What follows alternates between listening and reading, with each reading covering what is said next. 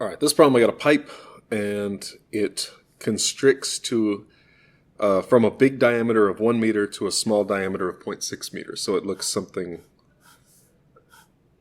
like this. There was another problem we did similar to this, right? So it's going from a diameter of 1 meter to a diameter of 0.6 meters. And so that means the velocity is going to increase because the area got smaller.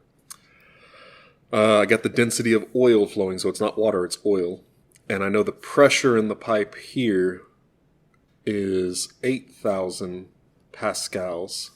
And the pressure, so this is P1, and this will be P2, and that's 6,000 pascals. And I'm trying to figure out the rate at which the oil is flowing. Okay, so flow rate. Okay, so flow rate is area times velocity.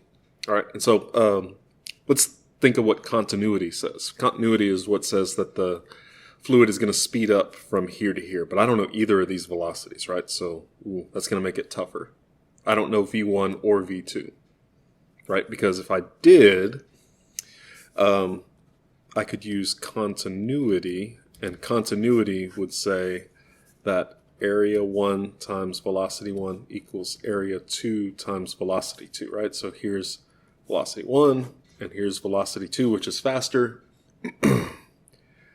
So, okay, so let's solve this equation for something that I can plug into Bernoulli's equation, because I need to get flow rate, right? Flow rate, I'm trying to get back to solving this. I need area times velocity, and I have areas. I need a velocity, right? So I'm going to take this, I'm going to plug it into Bernoulli's equation. So let me solve this for V2, right? So if I divide over A2, I can say V2 is equal to A1 V1 over A2, right? So that's V2 is equal to pi r squared, pi r1 squared times V1 over pi r2 squared, right? And the pi's cancel out. So I have r1 squared times V1 over r2 squared, right? So that's the same thing as r1 squared over r2 squared times V1. Make it look a little prettier, right? So that's V2. So, okay, so what I'm going to do now, okay, I can do this. So I'm going to use Bernoulli, if I can spell. So Bernoulli's equation says this is a straight pipe, right? So I don't need the potential energy part of Bernoulli's equation, right? The rho gy.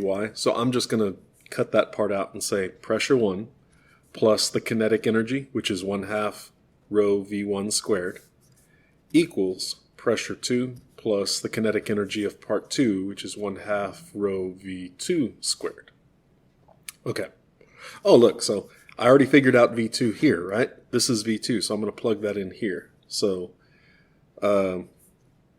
that's equal to P2 plus 1/2 rho.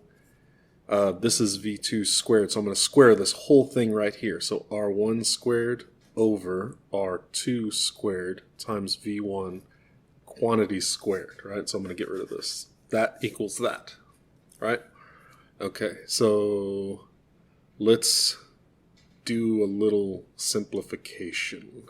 So P1 plus 1/2 rho V1 squared equals P2 plus 1/2 rho, I'm going to distribute that square in, so that's R1 to the 4th over, right, because when you square, you multiply, 2 times 2 is 4. I'm sorry, when you exponents, you multiply. That makes sense. R2 to the 4th times V1 squared. Okay, so there's an equation. And look, I have 2 V1, so all I got to do is get V1 by itself, and then I'm done. So let me subtract over P2, right? So I'm going to subtract P2, and I'm going to subtract 1/2 rho V1 squared, right? So that'll give me P1 minus P2 equals 1/2 rho 1/2 rho R1 to the 4th over R2 to the 4th times V1 squared, right? There's that one. And I'm subtracting 1/2 rho v1 squared. Right? Okay, so where can I go from here? I've got a half row and I have a v1 squared in both of these, right? So let's do like reverse distribution, right? So I can pull, let me write this, p1 minus p2 equals 1/2 times rho times v1 squared, right? These both of these terms have a v1 squared in it, so I'm going to put a parenthesis around that so you can see it, right?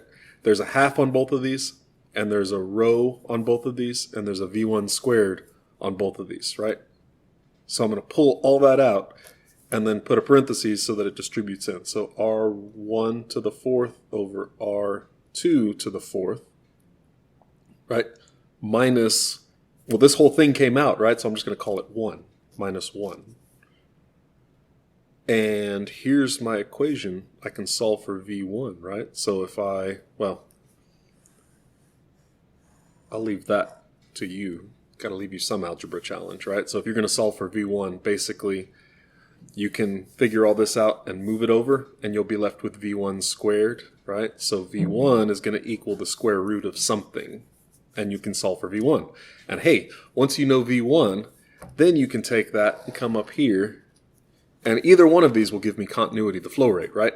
So I can just plug into here. So my area, right?